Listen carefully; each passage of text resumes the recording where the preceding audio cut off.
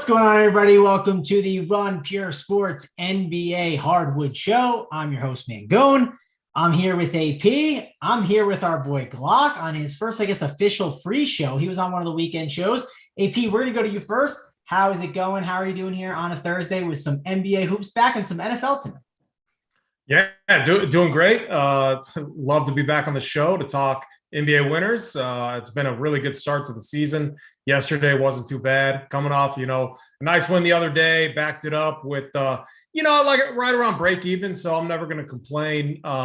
Missed a few pieces, but got a few things right. We were definitely right on the one thing. The pressure is starting to mount because the play of the day has hit every time. Yesterday, Fred VanVleet went for, I said 50 plus. He went for 50 plus. We got to find one today. So that's the goal throughout the show today, fellas.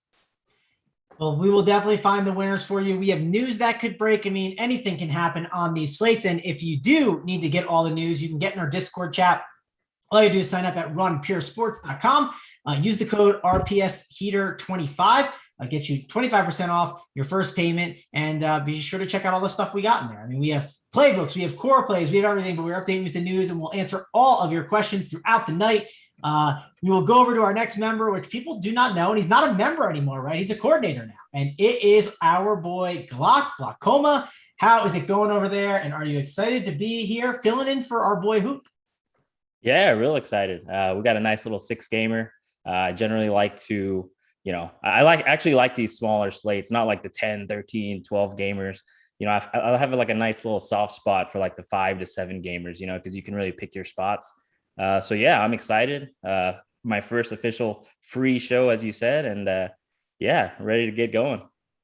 Yep, we're ready to get rolling over here. And AP, I'll go over to you. And man, we have everything going on right now, right? We have MLB, we have NFL, we have college football. I mean, every sport is going on. Like, we got your heat map as well. Tell the people a little bit about your heat map and some of the other stuff that we have over here at Run Pure Sports, AP. Yeah, so the heat map concept came about. I'm a visual guy. I like to see, with NBA, what happens is we have different lock times. So like there's a 7 Eastern lock time tonight, and 8 and 8:30. And I like to see the news, and I like to see what the viable plays are. So a lot of it came about. I started thinking about it last season when K Falik, our boy, he often did this. You'd see the core. It would say fading all 7 p.m. games. Well, we didn't have a tool to really help the people out to be able to see, okay, he's fading these games. What plays do we have, elsewhere on the slate? So I wanted to put together a heat map. What you'll get there is, what I feel are core plays to build around. They're not necessarily my core plays. If you want my core plays, go to the core plays section. But the heat map is subjective. It's what I feel are the best plays. It's what I feel that are the best fades, and we've had a good start with it so far.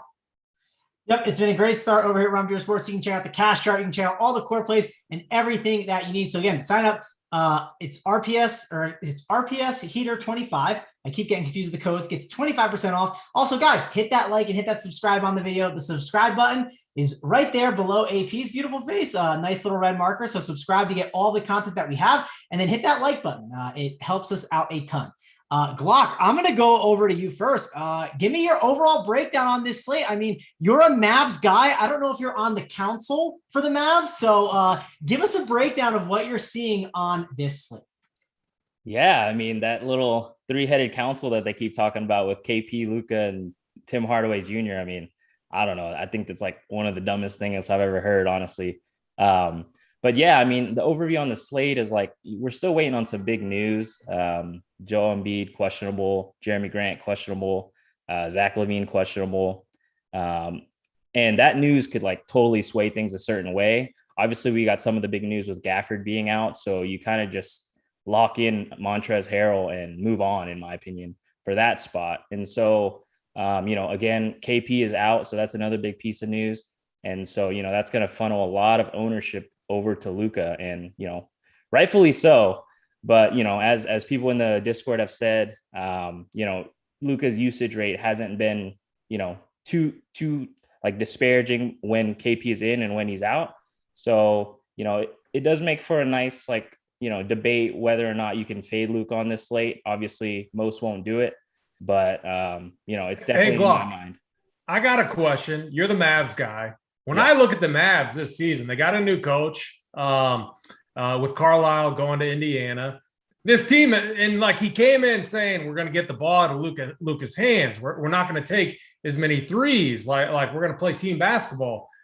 That hasn't happened. It's been the Luka show. Nothing has changed. The team doesn't look different at all. Like I see nothing different. And so, I mean, do you feel the same way? I mean, you're watching the Mavs a little bit closer than me, but I still think it's the Luka show over there. Yeah, I mean, it is definitely still a Luka show. I still feel like some possessions that I've seen, they are funneling it to KP, and he really is just trying to work from the post. And, I think it's a way, I've said it on the last premium show, but I think it's just trying to make him happy. Like he'll get up his 15 shots a game, make him happy so he's not a diva and complains about it. But yeah, I mean, they're not going to have him tonight, so you're really going to see the Luka show. But yeah, I mean, for God's sake, like the Mavs played 15 guys last game. 15 guys, the whole roster. And J-Kid said it was because of the council. It was the council's decision. And it wasn't even like the Rockets were blowing them out or anything, or they were blowing out the Rockets. Like it was a 10-point game in the end. And so, like, I don't know when this decision was made by the council, on whether to play all 15 guys or not. Like, was it made during the game, before the game? But that's some serious concerns, in my opinion, from a DFS perspective. So, yeah, I mean, yeah, it's definitely still the Luka show, but, no KP tonight. So we'll really see what that's all about. I'm excited there's no KP tonight, Glock, because I think I've lost 3 NBA slates and KP was on all of them, and I either faded him or I played him. And I'm excited that there's no KP on this slate. So that way, hopefully, I can have a good night. Jason Kidd hopefully won't ruin it, but we shall see. Let's go over to the Hawks. Let's go over to the Wizards. And AP, I'm going to go over to you to kick this thing off. The Hawks, they're a great basketball team, right? They're a team that they're fun to bet on. They're fun to watch if you like watching real life basketball. But fantasy, they have not been so friendly. They have some couple options that are cheap, right? A Cam Reddish, a Kevin Huerter. Trey Young has upside in a matchup against the Wizards. There's a bunch of guys you can go on this team, but it does feel like a bit of a guessing game at times, and you can take some really bad floors if it doesn't work out your way. On the other side, it's the Wizards, and we know the Wizards got guys like Harrell, Kuzma, Dinwiddie, Beal, KCP, all great options. How are you breaking it down? Because you've been on the Wizards a lot, AP, this year. Early on, you got Harrell right. You're pretty good on Kuzma. So I feel like you have a good pulse on this situation. So let's get your take on the Wizards and the Hawks, AP. Yeah, I mean, the easy play tonight is Montrezl Harrell. He's when he's played this season, he's averaged like 1.1 fantasy or a little over 1.1 fantasy points per minute. He played 38 with Gafford going down early. So we know the minute upside is there. A tough matchup against Capella in the front court, but the price is so low that his path to bust is probably fouls or like getting tossed for getting 2 techs. So which is not out of the question with a guy like Montrezl Harrell. So yeah, this game, in my opinion, is interesting. We saw the Hawks get off to like a slower start pace wise.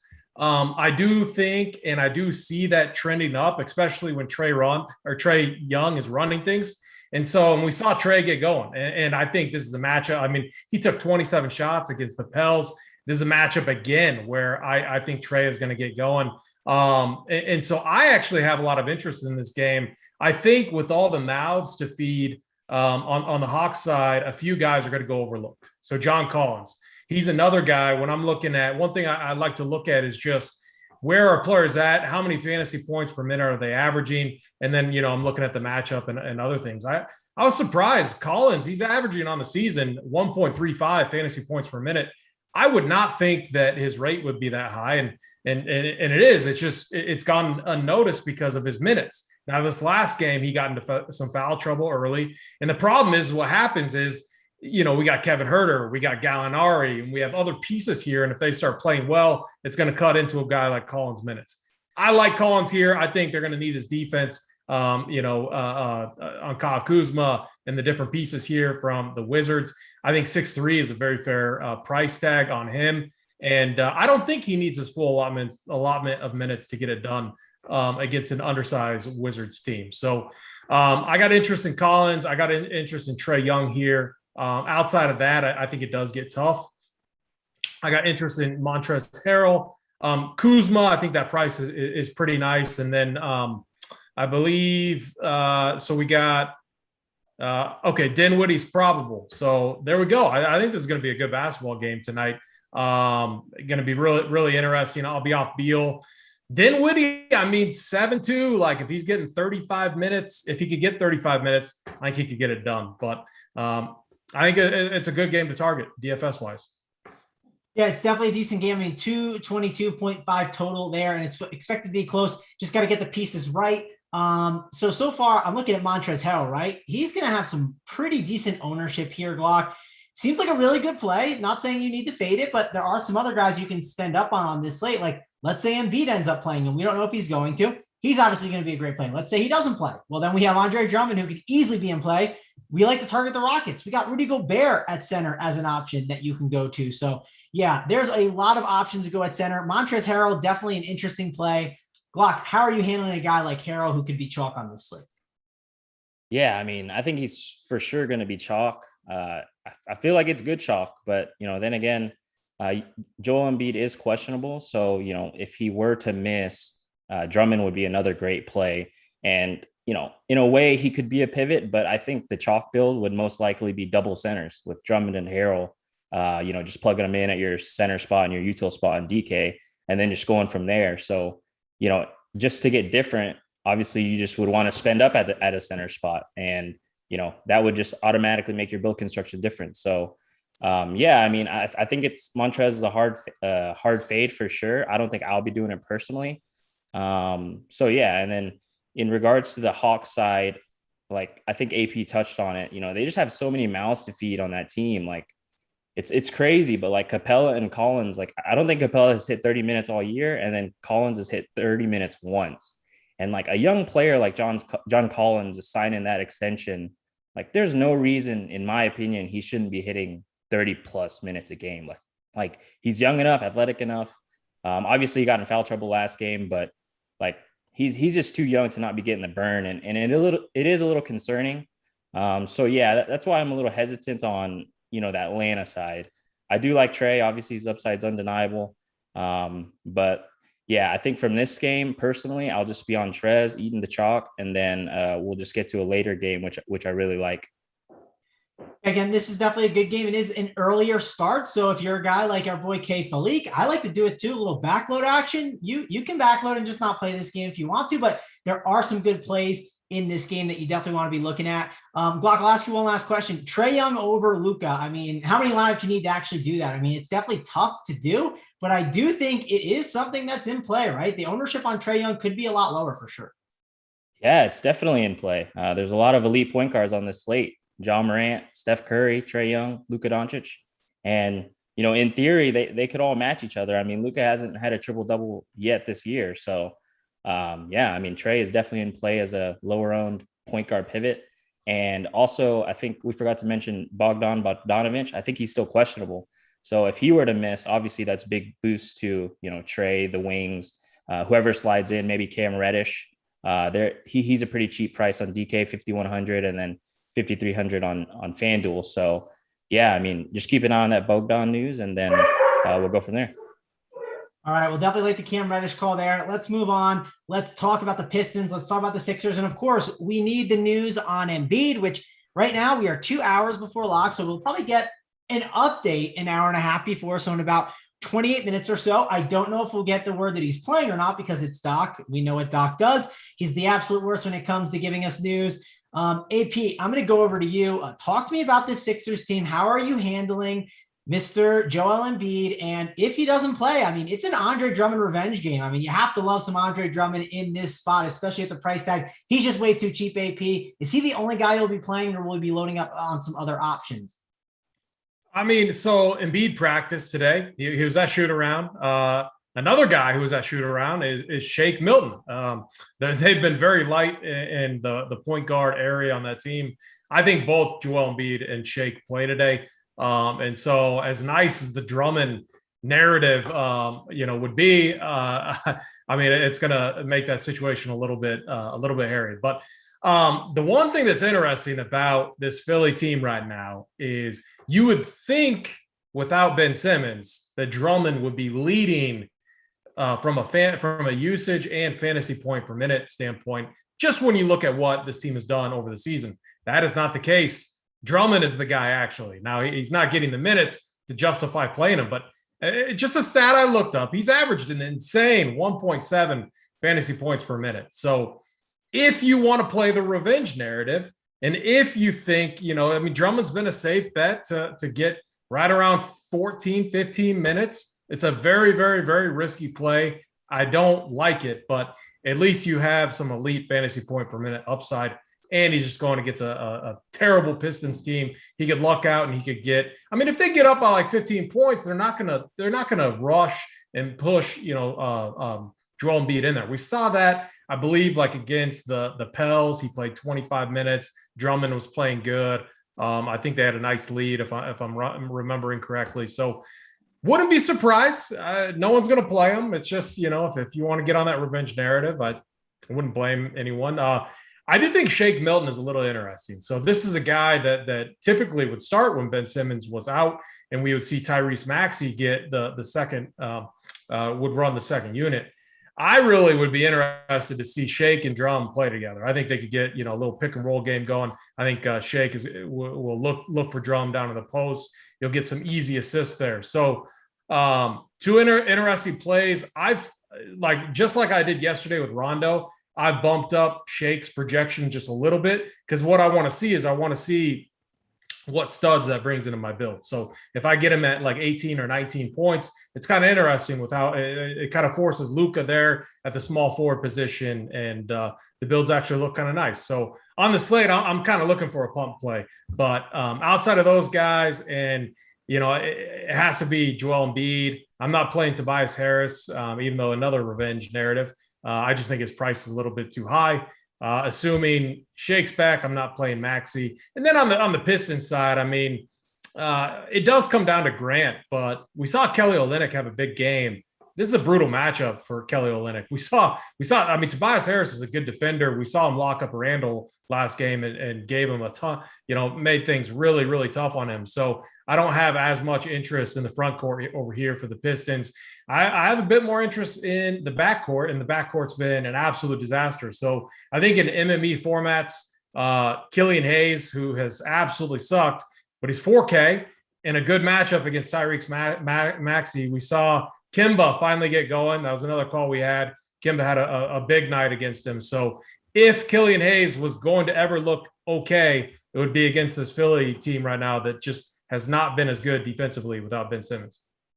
We do have Jeremy Grant questionable too, so that could shake up a little bit, but I worry that the Pistons, they could get a little too deep. If the game blows out, you could see minutes spread way too thin. We know what Dwayne Casey can do with that, so that's one of my concerns.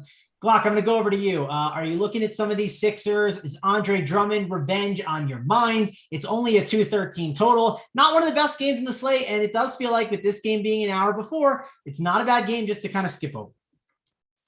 Yeah, for sure. There's definitely two big pieces of news we're waiting on that could totally change a slate. And the main one is Joel Embiid being questionable. Obviously, Drummond would almost be a lock button play, in my opinion, if Embiid was out. And, I would just compare him the same as Montrez. Those two are just in complete smash spots. But yeah, I think most projection sites are projecting Embiid to be in. It is a little surprising because, ESPN reported that he's been in considerable pain, but, I guess he's been in that pain since the first game, and he's just going to have the Q tag for the rest of the season. But yeah, if these questionable guys are out, it would make me more interested in the game. Like, Embiid out makes Tobias Harris a stronger play, Seth Curry as well. And then if Jeremy Grant is out, Olynyk obviously would be a strong play, in my opinion, sliding into that starting lineup. He usually always crushes when he slides in there, and he's just a historically high fantasy point per minute producer. So yeah, if everyone's healthy on the Philly side, I don't have much interest in this game. I do like AP's call about Shake Milton. He's definitely the best stone min price on DK, play on this slate, and he should get some run if he's in. So yeah, I don't mind him as a punt option.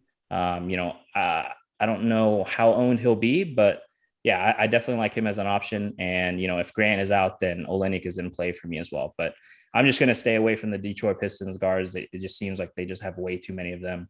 And they don't know really, who they want to go forward with, in their future. So, yeah. Well, I don't think Shake will be AP's play of the day. Maybe it is. Stay tuned. We got to get those likes up to be able to get those plays of the day, right? Glock, I mean, you're stepping in Hoops role. I won't make you yell at the people, right? But there's like 381 watching. We got 133 likes. Just tell the people, be nice. It'd be appreciated on your first free show if we get those likes up for them. Am I right, Glock? Yeah, come on, guys. Like, if you want me on more shows, you got to hit the like button, If we don't get to a number that the leaders don't like, then I might not be on another show. So let's get those likes up. I personally feel our pace is good right now. I think the people are doing a good job, and they're going to pull through for us. We're gonna hit those numbers. I'm very confident about that.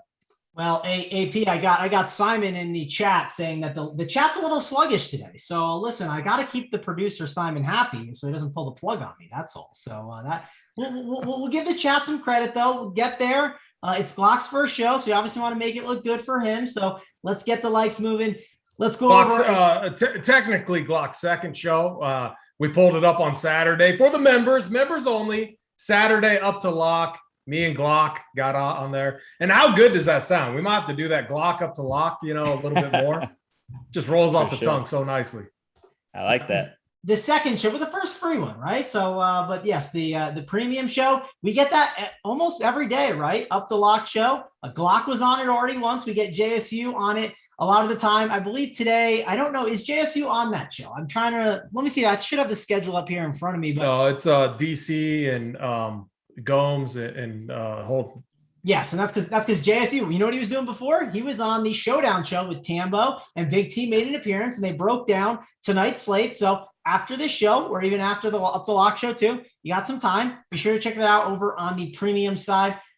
Don't miss out on that. But let's head on over. Let's go over to the 8 o'clock games. We got the Jazz. We got the Rockets. Glock, I'm going to go back to you. What do you do here with the Jazz and the Rockets? Obviously, the Rockets are a team that we want to target. We got Mike Conley, Donovan Mitchell, Bogdanovich, O'Neal, and Gobert. Even Ingles and Clarkson, and even Whiteside could get some work, right? Off the bench if it's an absolute blowout. I'm not someone that loves to predict blowouts, but all those guys could obviously be in play because this is the Rockets. We want to target this team. How are you handling the Jazz here in this spot?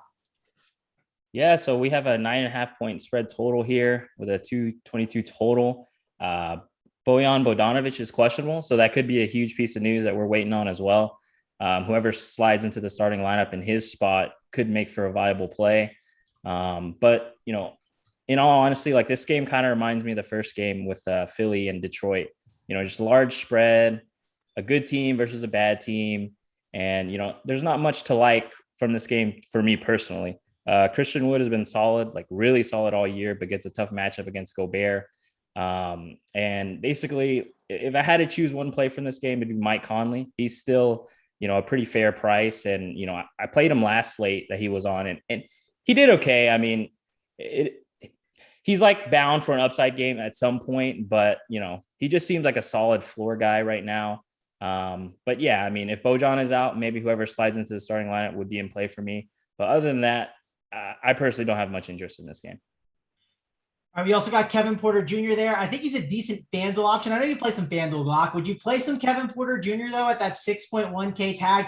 Yes, he has had a lot of turnovers, and turnovers hurt you over there, but KPJ is definitely someone that I'm considering on the slate.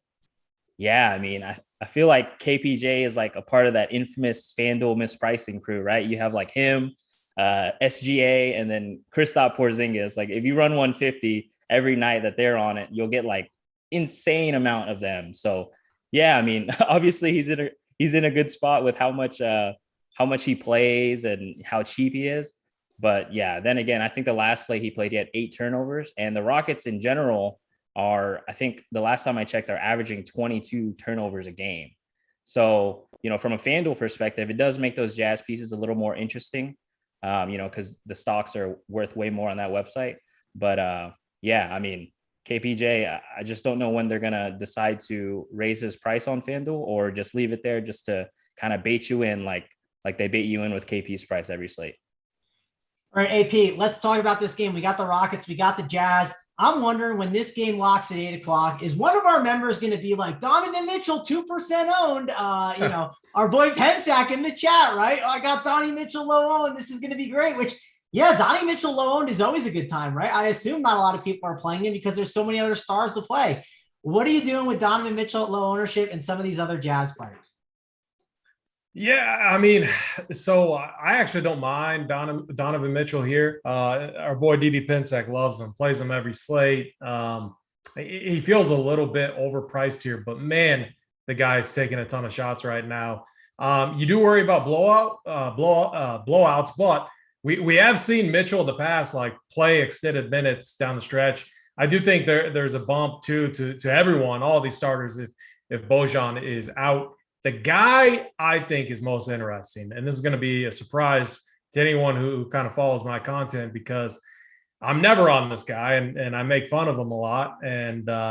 But it's Rudy Gobert. I just looked at the metrics a little bit, comparing him to previous seasons. So this is a guy who averages 2.2 blocks a game.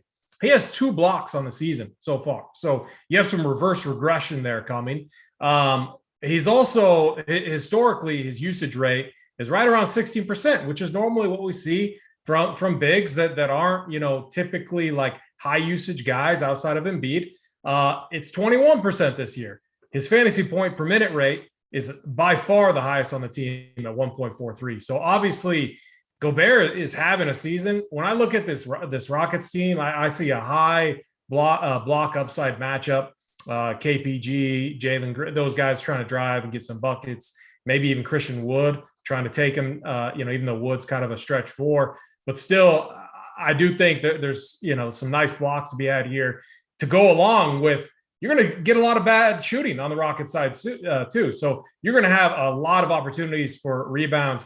I see like a 15-20 game coming for Gobert plus maybe 5 block upside. I know it's a crazy call, but if that happens, I think he's going to be really low owned too because of Montrezl Harrell. No, like it doesn't look sexy to play Trez and then a double center with Rudy Gobert. Trust me, I've looked at the builds. It doesn't look pretty at all, but I have some moderate interest in it. The Houston side, however, though, if I ran like a little kind of like an onslaught, or not, I mean, like a mini stack, Mitchell, Gobert, assuming Bojan's out, or maybe Ingles or Clarkson only if Bojan's out. I still don't think I'd run it back with anyone on the Rockets side. I don't think there's any pieces I like from that side. Maybe Jalen Green, but I'm not entirely sold on it.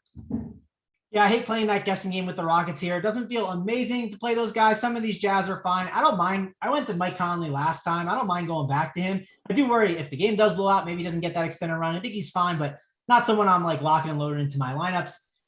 Let's move on. Let's go on and talk about the Knicks and the Bulls. And I believe this is the TNT game tonight that people are going to be watching, which, hey, it's weird to say, but the Knicks and Bulls, it feels like it's back. It's been a while since we've seen these two teams play a competitive game, but listen, we got Julius Randle, we got Zach LaVine, DeRozan, Vucevic, Ball. We got a ton of interesting options over here to consider.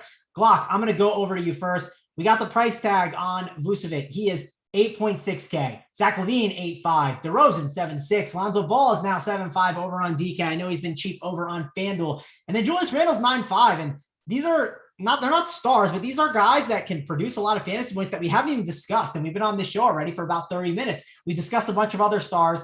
This doesn't seem like a game that people are playing, but could be really competitive. Who are you playing from this game, Glock? Yeah, so I think one thing I wanted to touch on in the last game, just before we move on to this one, Quinn Snyder, at least last year was notorious for running his starters out, even in blowouts. It costed me a lot of money last year personally. So I know for myself, the starters may be in there, even if they're up 25 with like 5 minutes to go. And you're like, why are they still in there? And, just padding stats. But yeah, just wanted to touch on that point on the Jazz and Rockets game before going on to the Knicks and Bulls. And I think we have Zach LaVine is questionable for this. I think he's expected to play, but yeah, it's something to keep an eye out for. He's going to play through. He's like a torn ligament in his thumb. He's just going to play through it, which I do think that's going to come up at some point. He's going to miss some games, but he won't miss the TNT game. I'm pretty sure. Yeah, that makes sense for sure. He'll no doubt play this one. Yeah, that makes sense for sure. The Bulls are 4-0, which is surprising, but if you look at the schedule, they haven't really beat the best of the best teams. They beat the Pistons twice, they beat the Pelicans once, and Toronto once. And it is an interesting game with a tight spread. And when I've watched the games, the Bulls seem to play to the pace of their opponent. So like if you look at the Pistons games, the Bulls against the Pistons games, they were pretty slow paced. And so, when I looked up the pace of these two teams, they're kind of in the middle of the pack. So although the spread is close, it could lead to a slow but competitive game. From this game, if I had to pick someone, Randall would always be in play from the Knicks side. RJ Barrett is in that, price range where it always wants to bait you in to play it, in the 5Ks. But other than that, I probably wouldn't consider much from this game. If LaVine is out, I would consider some Chicago pieces, but probably moving on. It's getting old probably for me to say moving on from these early games, but there's a lot of later games that I like to attack. So yeah. And then also, I know you're a revenge narrative guy. Derrick Rose against his old team. So yeah, how can you deny that? It's Derrick Rose, so it makes it easy, but he has been a lot better with the Knicks. And yeah, you could do Derrick Rose revenge. I don't think I'm in on the Derrick Rose revenge tonight, though, Glock. I think I'm out, and I'm with you. I want the late night hammers tonight. I want to load up on some of these later games. Seems like a good idea. AP, how about you? Are you loading up on some late night hammers, or are you loading up on this 216 total between the Knicks and the Bulls? I'm dying in Discord. If we got Pensac is comparing Jakob Poeltl to Miles Bridges. I'm just, oh my gosh, this guy. It's just every day with him, every single day. Knicks Bulls, really interesting game. So the Knicks, if you just pull up NBA team possessions per game or whatever, and if you sort it by 2021, you're going to see the Knicks averaging 112 possessions per game. Extremely misleading, in my opinion. We know they want to play at a slower pace. We're starting to see it. This could be a game, and then when I look at the Bulls, though, too, with Lonzo in there, we know Lonzo likes to play with pace as well, but we haven't seen that on the Bulls side. So if somehow you got the right game environment, and we've seen it with a few Knicks games, I think this game could get interesting, assuming Zach LaVine plays, and you get some back and forth action, maybe with Kemba and Rose, both pushing it and taking shots, hitting threes. But the guy I have interest in actually on the Knicks side, just from a matchup standpoint, looking at Julius Randle, I'm showing a pretty low ownership projection on him, under 10%. This guy, and I'm not like a Randall guy. He's averaging in that elite category, almost 1.5 fantasy points per minute. He's the true point guard on this team. I played Rose last game. He had a good game, but it was just because he was hitting three balls. Randall was the point guard. He was taking the ball from Kemba, and when they were coming up the court, it was his team to run. So this is Randall's team. He's going to get all the minutes. And he gets a matchup against Patrick Williams, which is far more favorable than Tobias Harris, which he saw. He saw Tobias, and then anytime he tried to drive into the paint, he had Mitch Robb in there that was kind of collapsing on him, forcing a double, forcing him to kick it out, which is how Kemba got those open looks. So if the Bulls try to do that, maybe that happens again. I don't necessarily see the Bulls doing that. I like Randall here, 9.5 at sub 10%. All the metrics look good in a close competitive game. The other thing too about Randall, another game that looked like this, actually the total was lower, but it was against the Magic. And it was the most boring game I've ever seen. He still took 24 shots and he put up 68 DK points. So Randall's the guy that can get it done. A really, really strong tournament play today, and is the one guy I like on the Knicks side. The Bulls, we just got to wait for the news. I want to say, so LaVine is still questionable. He came back in and continued to play. And it's not like an injury. It's his non-shooting hand. I don't see it limiting him from playing. And if you sit LaVine, you're going to have to play Caruso a ton of minutes. They don't have anyone else. They don't have anyone else in that second unit. So you're going to get a lot of minutes from the starters there. If for some reason LaVine would sit, you got to bump DeRozan. You got to bump Lonzo Ball, maybe Vucevic as well. But still, the Knicks, a really tough front court matchup there for a guy like Vuce.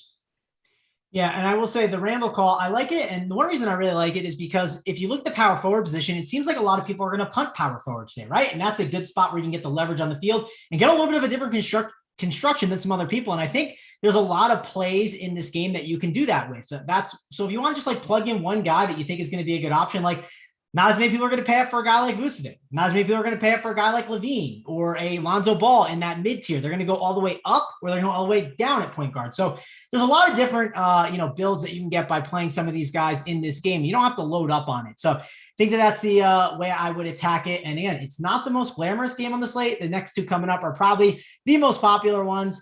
We got the San Antonio Spurs, we got the Dallas Mavericks, and we got to go to Glock. We talked about the Mavs a little bit at the start. Luka's going to be a great play.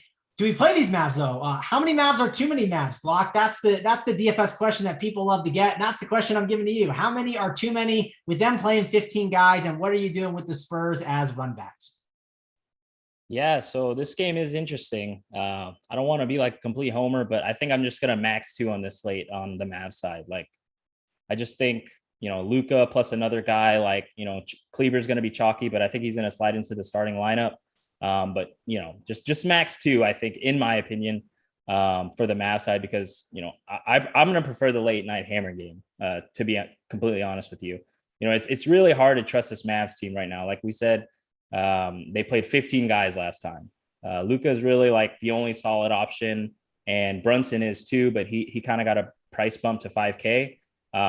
And since he did get that price bump, it does make you kind of think like he's going to be lower owned other than the other options around him. So he does make for an interesting tournament play. But on the San Antonio side, you have a lot of options as well. And the only issue is that a lot of the key pieces like Dejounte Murray and Jakob Poeltl, they all got huge price bumps. So they're not going to come with the ownership that they have been coming in on these past slates, which make them, good tournament options. So, I would go there. And also you have a lot of good options off the bench for the Spurs side because Doug McDermott is out as well.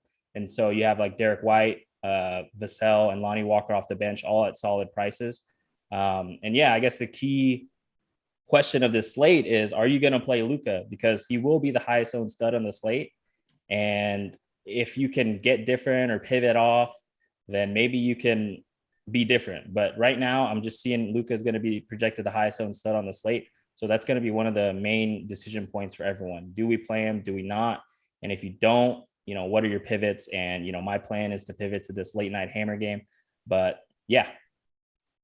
I mean, so Luka's ownership, it's going to be really high. And one reason why is because he's guard and forward eligible. So there's a lot more spots that you can put him into. So if you do make a fade of Luka, right, let's just say you X him out completely. From there, I don't think you have to get crazy. I think that's just one small way that you can differentiate yourself from the field without getting too crazy and too cute when you're building out your lineups. I'm not saying that you should fade Luka. I think he's a great play. He'll probably be on my cash team. He'll be on the cash chart. He'll probably be in green as a core play on the cash chart. If you want to check out the cash chart, right? Shameless plug for the cash chart, right, Glock? Everyone loves it. Use the code RBS, RBS Heater 25. Get you 25% off your first payment. So be sure to check that out. Don't miss out. And also the likes are doing well. AP was right. You guys are doing well with the likes. So keep that up. I'm not going to yell at you. I'm just going to say you're doing a great job. If you want to check out all the content that we have over here at Run Pure Sports too, subscribe to the channel so you get notified when we go live for all of our shows over here at Run Pure Sports.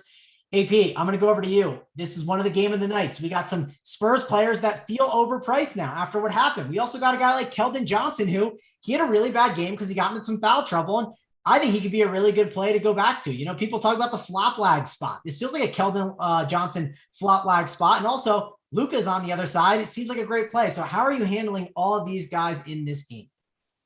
Yeah, Keldon Johnson is we're calling it in Discord like the hashtag never again play. Like every night we got these guys in Discord, like one quarter in, it's just like never again. This guy sucks.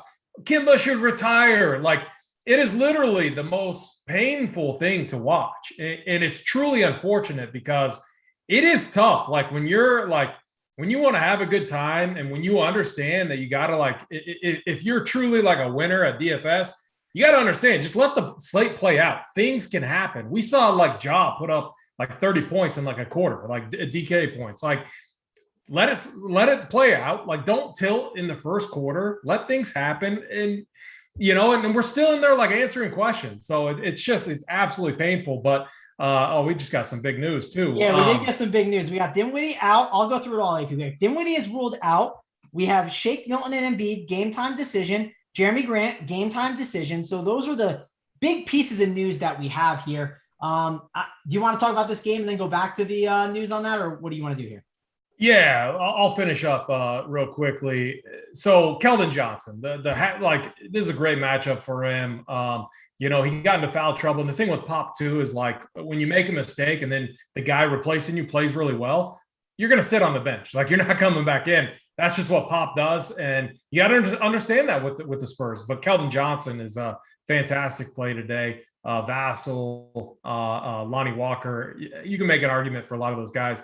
Definitely not DeJounte Murray. And then, I think Glock said it perfectly. For me, Luka, it's Luka on the Mavs side. And then I was just going to make fun of, like, usually the cash guys love Maxi Kleber, 3.2K. What I do with a guy like that, I'll put his projection at like 17.9. And if he hits and it allows me to get elsewhere, then good. But I do like to see like what other builds hit like without him. So that's kind of how I'm playing this game. Yeah, one thing I will say, like if you aren't playing Luka, maybe consider playing maybe one of the other Dallas guards, in the hopes that one of them are going off, maybe Brunson or Tim Hardaway Jr. Just be good leverage off of Luka, in my opinion. So yeah, if you're not playing Luka, just consider one of those guard options, because we know Tim Hardaway can just chuck it. So 7 to 10 threes is not in the question for him. And Brunson has been absolutely killing it so far. And he's like basically the only option on the second unit for the Mavs. So yeah, he's kind of taking it personal, because last year during the playoffs against the Clippers, he did absolutely nothing. And that Mavs second unit really struggled. So I think over the summer, he took it as fuel and, really worked on his game to, be more of a playmaker and a scorer. So yeah, just something to keep in mind if you're fading Luka, for sure. Yeah, and if you do, like on FanDuel, Tim Hardaway Jr. is 5K. So that's definitely a really, really good option. AP is probably currently updating the heat map with the injury news. So AP, be sure to check that out, take care of all that, get that updated for the people. But Glock, I want to ask you a question. AP talked about Maxi Kleber, and we should discuss him because, again, he's someone that's popping on the optimals, right? So he puts him down to 17.9. Is Maxi Kleber, though, we got to ask you this. Is he a big hands guy or a small hands guy? Where do we put him on the model, Glock? I know you're all about the hand model. So you're the Mavs guy. Give me the update on Maxi Kleber and where he ranks in the hand model. Oh, man, I have no idea, honestly. I would say, he's a 4 in whitey, so I'd say small on the hand model. That's my guess, but I cannot confirm. All right. Well, we know Jimmy Garoppolo is small in the hands model, according to our boy Bobby Gomes. Maybe he'll have the update on the Maxi Kleber hands model on the Up the Lock show. He's on there with DC, breaking it all down. Be sure to check that out. They'll have all of the takes for you on this nice 6-game slate, and he'll give you all the leverage plays, which, hey, those are important. And Maxi Kleber is definitely a guy you can leverage here. I've talked about it with Julius Randle. Definitely a good way to do it. AP, I'll go back to you. So what are we doing with this news? Obviously, game time decision is, for Embiid. We'll get an update in probably an hour about that. But let's talk about Spencer Dinwiddie. Who gets the bump? Is it my boy Raul Neto? Neto's won me a lot of money. I can go back to the well on him on a short slate. Is it Bradley Beal? Do we just get more usage going to him? Is it Kyle Kuzma popping as a better play, AP? Who are the guys that we're looking to go to here? Yeah, you kind of here's how this plays out, in my opinion. Neto obviously gets a roll bump. He's going to be in there. They need him to run the offense. So he's going to benefit from minutes. He's going to benefit from helping the offense run, through getting assists, rebound opportunities. And he's not a bad shooter. So at 4K in this spot, I think he's going to be a really good play. I think here in 15 minutes or so, when all the sites out there adjust their stuff and update everything, I think you're going to see him be one of the more popular plays. And then, Kyle Kuzma, I think he's going to get another, nice usage bump.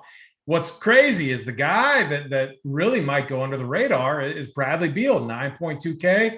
I'm going to go look at the numbers through the past couple of seasons in the spot.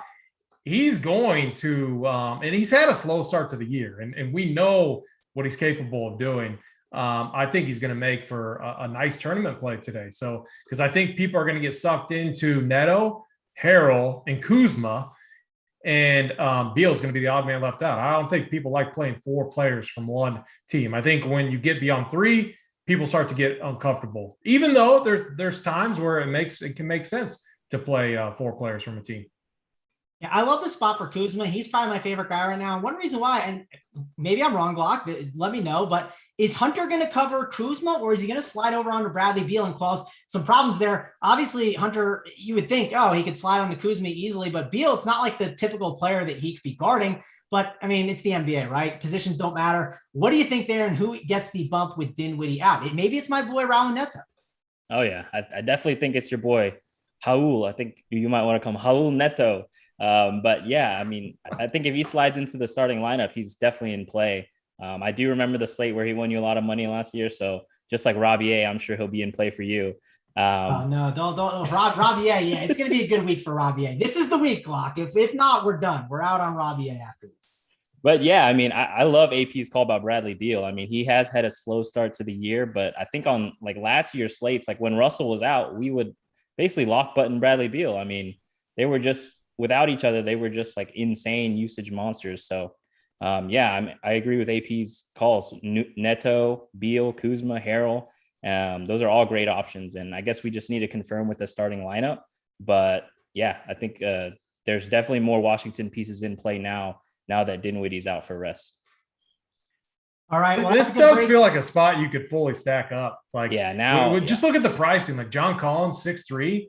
Like, and I'm just like, I did it the other day with the Lakers game, and this just feels like a spot where, man, if the Wizards could keep it close and keep the pace up and keep it interesting, I could see how this game could get you a massive head start out there in the tournament streets. Well, AP, let's talk about this. So we have some news, and it's not huge, but Trey Young is probable, Herter's probable, but we have Bogdanovic's game time decision with Lou Williams. And the fact that they didn't put Bogdanovic into the probable category, that could give a nice little bump to a guy like a Kevin Huerter here, who I think would be in a really good spot, especially against the Wizards, and can hit the three ball real well. So what's your kind of take on that? Obviously, we'll get that news before the game starts, but I think that's kind of more important than I think people will realize, and they might gloss over it, AP.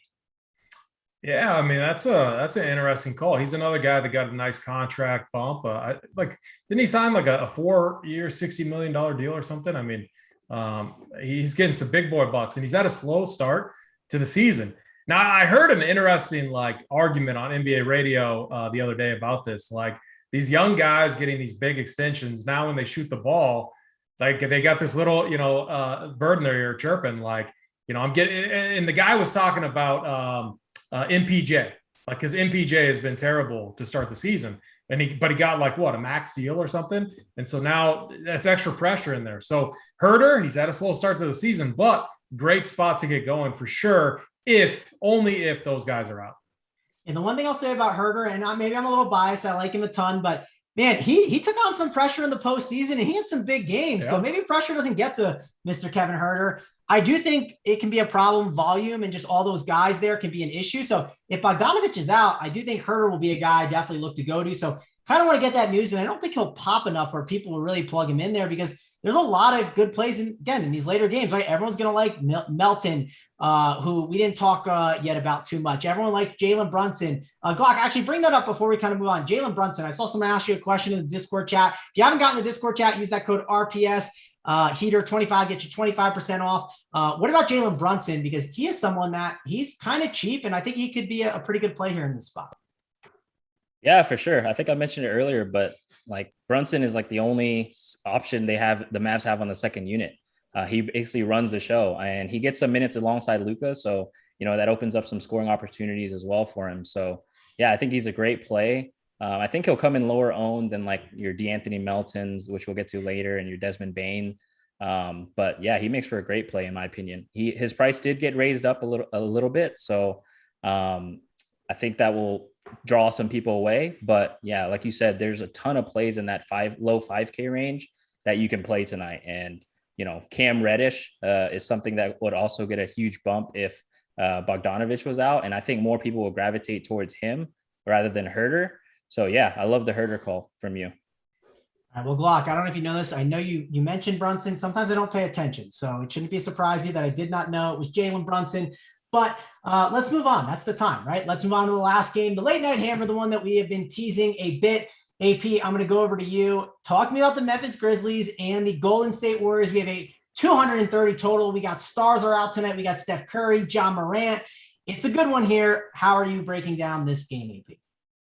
Yeah, I mean, it should be a fun game to watch. I mean, the Grizzlies are on a back-to-back. The pricing here is insane. Ja Morant, 9.6. Steph Curry, almost 11K. But, when you look at the numbers, Ja Morant averaging a much higher usage rate, and it makes sense. Dylan Brooks is out. Dylan Brooks is a guy that takes a ton of shots and kind of demands the ball. Kyle Anderson obviously not having that significant of a role. But then also Jaren Jackson has had a really quiet and pretty bad start to the season. But 9.6 for Morant just seems a little high. But he's averaging 1.45 fantasy points per minute, a 34% usage rate. Decent matchup here. He looks extremely motivated. The other thing too, Desmond Bane, this guy got injured last night. Not injured. He had to get some stitches. And then the game blew out, so he didn't come back in. He only played like 23 minutes. The guy's been phenomenal. He's been like, outside of Morant, he's been like their second best player.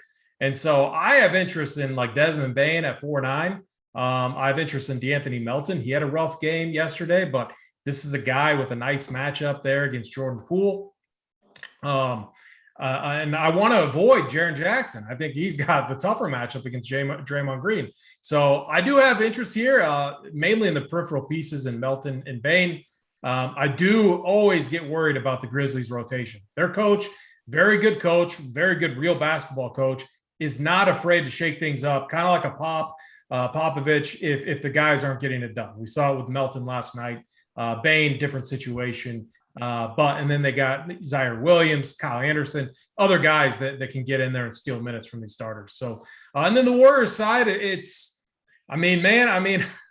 like the pace here is going to be so good to where if it stays competitive, Curry and Morant, they could definitely get there. It's just, you'd have to play, Neto, Harrell, maybe some of these cheap guys, and then go with like a stud, and then maybe like Bane or something type of build. But I could see it getting it done on this slate. I do think it'll be lower owned, but those prices just make me a little worried. Yeah, there are some tough price tags on these guys, but I think this is a great game, and I think it's a good one to kind of stack up a bit.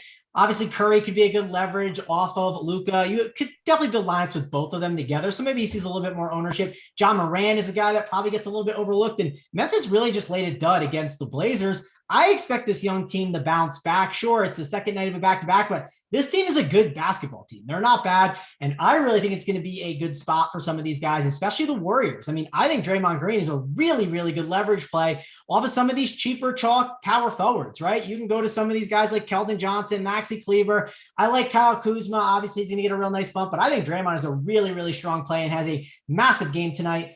Glock, I'll go over to you. Warriors, Grizzlies, tons of options to like. Who are some of your favorites here? Yeah, I think this is the spot I was waiting for. This is the late night hammer spot that I really want to attack. And I think, with the news that we just got, there's really two stackable games. You're going to have the Atlanta-Washington game, and then you're going to have this game. And, half your lineup could be pieces from both games. So those two games I really like, from a stacking perspective. And for me personally, it's going to be this game, this late night hammer game, because I just really like Steph, as you said, as a low owned pivot off of Luka. He's just $100 cheaper on DK. So, most people are just going to click Luka in that scenario.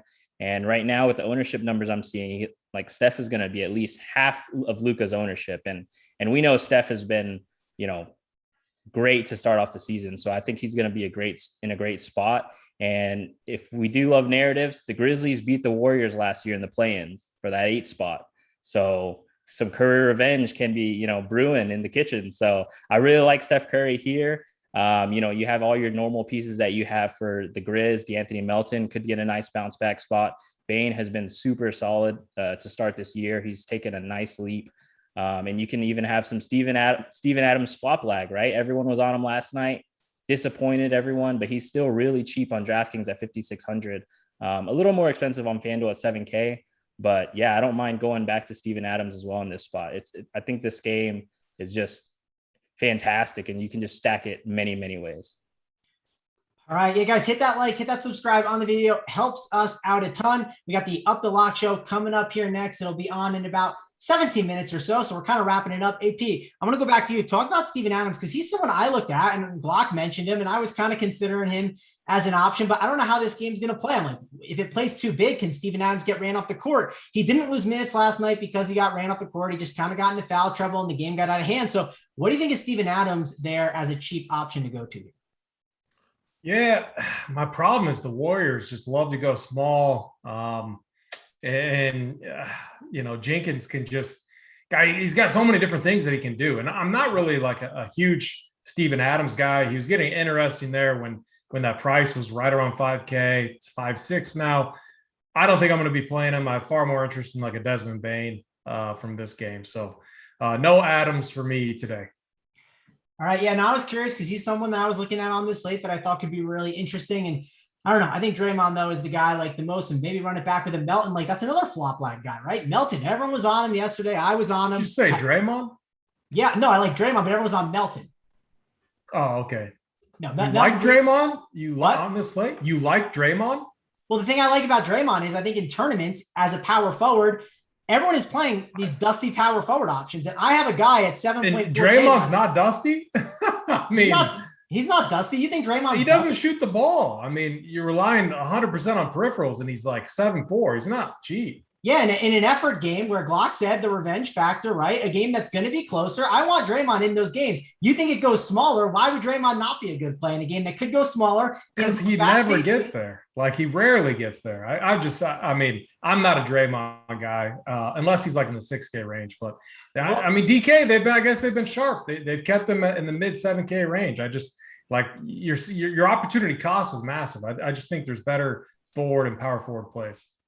Yeah, I mean, I hope it's not Maxi Kleber as those better power forward plays, but he's dusty. So that's why I'm looking for the leverage option. I think power forward is the spot to do it. I know what his ceiling can be. I'll say this. I'll be paying attention. I'm going to say that Mangone doesn't play Draymond Green tonight. I'll put a lot of money on that. I mean, he's not going to be in my cash lineup, but he's going to be in my tournament team for sure. I'm playing 20 lineups on DraftKings. I will have Draymond Green. I like it. Conviction call. I like that, Mangone. That's a great segue, AP. That's what we do in the business, right? Seamless segue to the plays of the day. I'm looking for leverage spots whenever I do these plays of the day. I'm trying to find the dustiest spot where I'm a cash game guy. I understand that Maxi Kleber might be on my team because he helps get me a lot of really good plays. So I'm going to look to see, let's say Maxi goes for 17. He could easily be a good cash play, but he could also be a guy that you don't want in tournaments. And Draymond could easily go for 50 fantasy points. I'm going with Draymond Green as my play of the day in this amazing late night hammer. Block, I'm going to go over to you. Give me your play of the day. Who is the guy that you are going to load up on? I believe it's probably going to be from one of the last two games on the slate. Yeah, I guess we're going to go hand in hand on that last game. I'm just going to give a pair. I'm going to give Ja Morant and Steph Curry. Just they're both going to be in my lineup. I will not be playing Luka. I probably will be playing Luka in my FanDuel 150, but in my DK hand builds, I'll be fading Luka and using Ja and Steph as low-owned pivots. All right, AP, I'm going to go over to you. We need your play of the day. Before we do that, though, guys, again, like, subscribe on the video. Helps us out a ton. We appreciate it. And we are going to be giving you all of the winners all weekend long. We have college football content.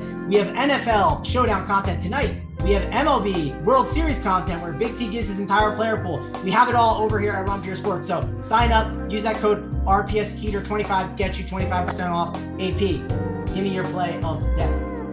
Yeah, I might do a little 180 switch here. I was looking at Randall, but I might have to go with my boy Brad Beal.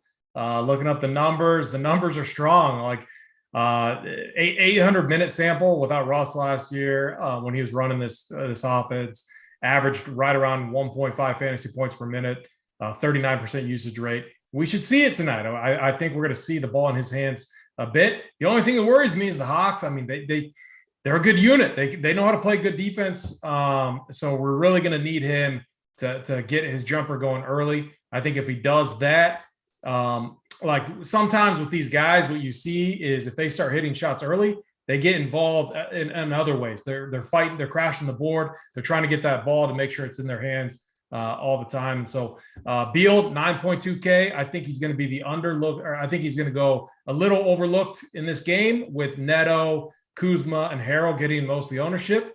Give me Beal for 50 plus again today.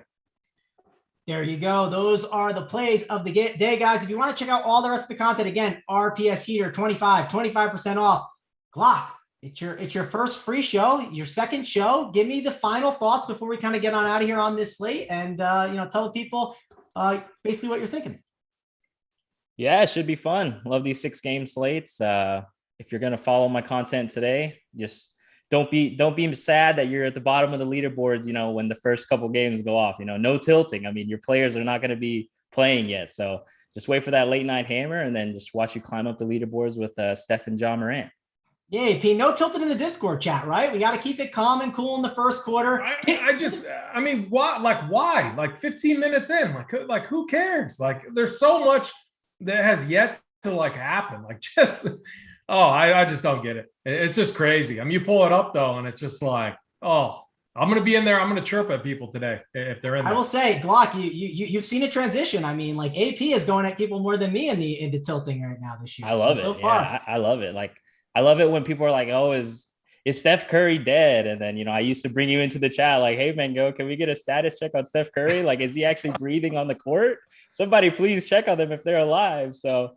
Yeah, I mean, I hate it when people do that. I mean, obviously these elite players can go off in spurts. So yeah, it's just let's keep the tilting to a minimum before Officer AP comes in there and gets you.